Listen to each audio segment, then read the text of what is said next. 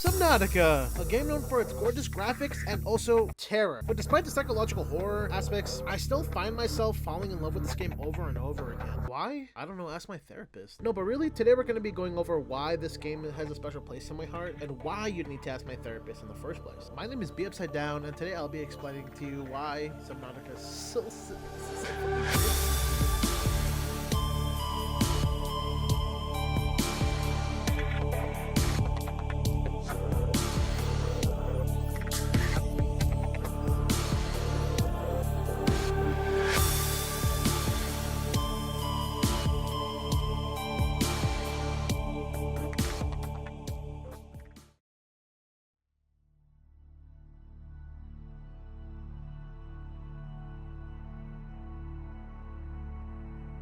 Subnautica, like many others, is a game about survival. As in, you need to eat, drink water, patch yourself up, and with this game being underwater, track your oxygen, if it were to ever run out. All really basic stuff for a survival game. Now, according to the lore, you get stranded on a planet called Planet 4546b, a mouthful I know. And as a spaceship you're wearing crashes, leaving you stranded here and having to fend for yourself, like a survival game, obviously, I don't know. And as the days go on, and after you fix a life pod and stuff, you start receiving SOS messages on the radio equipped on your life pod.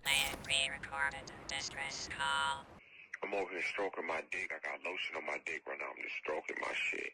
I'm horny as fuck, man. You now have coordinates. With that being said, as you start going to each and every location, you find life pods, and almost all of them are completely empty, with big, gaping holes, leaving you to wonder, even to speculate on what it could have been. But to be fair, you wouldn't need to speculate long since you're able to find these things called VDAs, which have voice logs and transcripts of the conversations the survivors had before they, I like to think they were killed by a Leviathan because, just look at the holes, like, I'm not really a Subnautica expert, to be fair though. But something that I am an expert on is thalassophobia. Thalassophobia in its entirety is having an intense fear of the ocean, obviously, because it's phobia. And it's a fear that I don't blame anyone for having, because when you're in Subnautica and you look down and it's just like the deep ocean, that's scary. Like, unbelievably scary. Like, I'm gonna shit my pants at the funeral.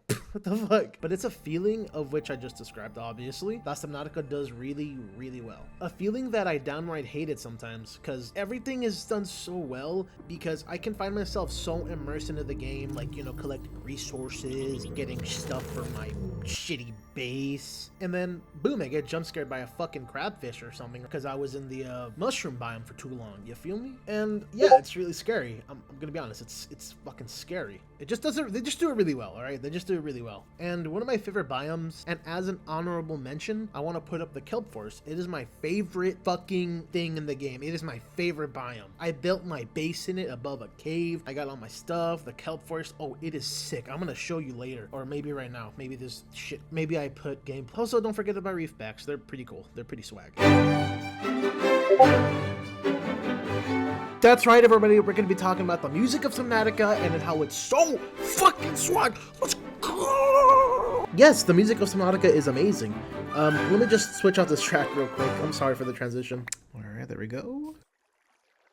Oh, yeah. Oh, yeah, yeah. Oh, yeah. Then to tie everything together, there lies the music. The music is what really makes Subnautica as a whole feel alive, and it makes it feel like you're actually there on the planet, as I've stated before, obviously, but let's keep going. Chylinski, the person behind the music of the game, did such a phenomenal job at describing what it feels like being on this stranded planet by yourself, which is pretty cool. Like, I listen to the music and I'm like, I feel like I'm actually on the planet. I feel like I'm swimming with all the little fishies. The song that's playing right now is actually really scary, in my opinion, and I feel like it describes like the end part of the game, And one of my favorite soundtracks from the game is Amid the Kelp, which was playing in the beginning of the video. And yeah, I like it because when you're in the kelp, in the song Amid the Kelp is playing, it feels like you're amid the kelp. It's stupid. I don't know. Yeah, okay. Also, my little brother wanted me to add a vine boom sound effect, so...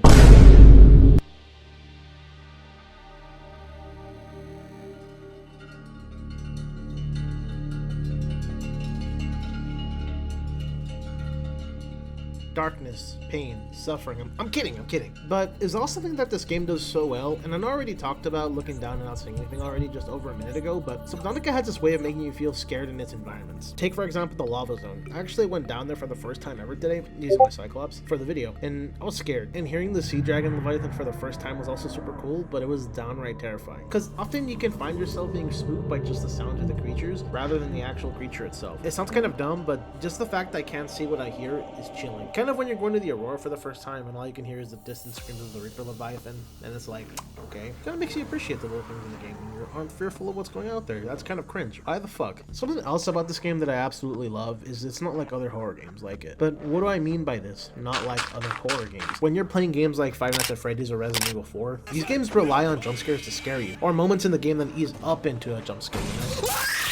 Mainly talking about Five Nights at Freddy's here. Don't get me wrong, FNAF is a scary game, having to constantly be on top of things and making sure animatronics don't get to you, you know? I don't play Five Nights at Freddy's, sorry. They also both do things that they do well. Kind of like a Venn diagram. They both do the same thing really well. Like sound cues and visual cues giving on what you have to do next. Foxy in the doorway, close the door. See a Reaper Leviathan, swim away. Okay, maybe not exactly the same, but I hope you know what I mean. Then with Subnautica, you have a different kind of fear when playing. The fear of the unknown. Us, as humans, are fearful of the unknown. It's the same feeling you get when you're in the dark forest and not knowing what could be lurking just a few inches away. It's a human instinct by heart and something you evolved to have. And this human instinct is present when playing Subnautica, especially when it's nighttime. Ah, jeez, man. I wish I had the willpower to finish the rest of this video and make it good. I don't. That's what I'm doing. I don't. Don't subscribe. Thanks for watching.